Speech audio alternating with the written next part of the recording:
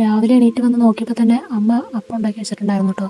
തലേ ദിവസം തന്നെ അപ്പത്തിനുള്ളതെല്ലാം കലക്കി വെച്ചിട്ടുണ്ടായിരുന്നു. അപ്പോൾ അതെല്ലാം ചുട്ടെടുത്ത് വെച്ചിട്ടുണ്ടായിരുന്നേ. ഇപ്പോഴത്തെ ചൂടിന് രാവിലെ പോലും അടുപ്പിൻ്റെ സൈഡിൽ നിൽക്കാൻ പറ്റില്ല. കാരണം ചൂട് അറിയാലോ. രാത്രിയിലെ മഴ ഭൂമി മൊത്തം ഒന്ന് തണുപ്പിച്ചെങ്കിലും പകലായി കഴിയുമ്പോഴേക്കും ഒരു 10 മണി കഴിഞ്ഞ് കഴിഞ്ഞാൽ അങ്ങ് ചൂടെടുക്കാനും തുടങ്ങും. നമ്മുടെ കാലാവസ്ഥയെല്ലാം ഒന്ന് മാറി വരുന്നല്ലേ ഉള്ളൂ. അപ്പോൾ അതെല്ലാം കഴിഞ്ഞ് പിന്നെ കുറച്ച് നേരം തിണ്ണയിലൊക്കെ വന്നിരുന്ന് നമ്മുടെ ചെടിയൊക്കെ നോക്കിയപ്പോഴേക്കും എല്ലാം നനഞ്ഞ് കുളിച്ചിരിക്കുക. തലേ ദിവസം നല്ല മഴയായിരുന്നു. ചെടികളെന്ന് പറയാൻ അങ്ങനെ വലിയ കാര്യമായിട്ടില്ല കേട്ടോ. ഇപ്പൊ കണ്ട് ഇവർ രണ്ടുപേരും ഉള്ളൂ ഇവിടെ.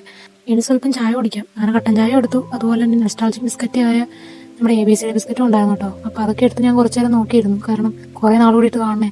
അപ്പോൾ അതൊക്കെ വെച്ച് ഞാൻ എൻ്റെ പേരൊക്കെ ഒന്ന് എഴുതി നോക്കിയിട്ടു. അടുക്കളയുടെ മേലെ ഷീറ്റായിട്ട് ഇട്ടേക്കണേ. എന്തോ ചാണ സൗണ്ട് കേട്ട് ഞാൻ പോയി നോക്കി കഴിഞ്ഞപ്പോഴേക്കും എന്തേ പൂച്ചസാർ അതിൻ്റെ മേളിൽ കൂടെ നടക്കുക. വീടിൻ്റെ അടുത്ത് ചെറിയൊരു മാവുണ്ട്. ആ മാവിൽ കൂടെ വലിയ കറുത്തി ഷീറ്റിൻ്റെ മേളിൽ കയറി കേട്ടോ. അപ്പോൾ സ്ഥിരം പരിപാടി ഇടയ്ക്കിടയ്ക്ക് സൗണ്ട് കേൾക്കാറുണ്ട്. എന്നിട്ട് അതിൻ്റെ മേളിൽ കൂടെ കരഞ്ഞുകൊണ്ട് കിടക്കും. നമുക്കാണെങ്കിൽ പേടിയാകും. കാരണം ഇത് ഇറങ്ങാൻ പറ്റാത്ത കരയാനാണോ എന്നൊരു ഡൗട്ടും. ആളുടെ വയറ് കാണുന്നുണ്ടോ? പുള്ളിക്കാരി പ്രഗ്നന്റ് ആട്ടോ. നമ്മുടെ വീട്ടിലെ പൂച്ചയല്ല, അടുത്ത വീട്ടിലെ പൂച്ചയാണ്. മിക്കവാറും ഇവരുടെ കുഞ്ഞ് നമ്മുടെ വീട്ടിലായിരിക്കും. മിക്കവാറും ആളുകളുടെ കുഞ്ഞിനെ സേഫ് ആക്കാനുള്ള സ്ഥലം കണ്ടുപിടിക്കണായിരിക്കും. എന്തായാലും പാവം, ഭയങ്കര സ്നേഹം കേട്ടോ. എന്നെ നോക്കി കരഞ്ഞിട്ട് തിരിച്ചു നടക്കും കേട്ടോ. അപ്പൊ ഇവിടെ എന്താ നടക്കണേന്ന് അറിയാനായിട്ട് വേറൊരാൾ വന്ന് നോക്കുക. അപ്പൊ അടുത്ത വീഡിയോ കാണാം.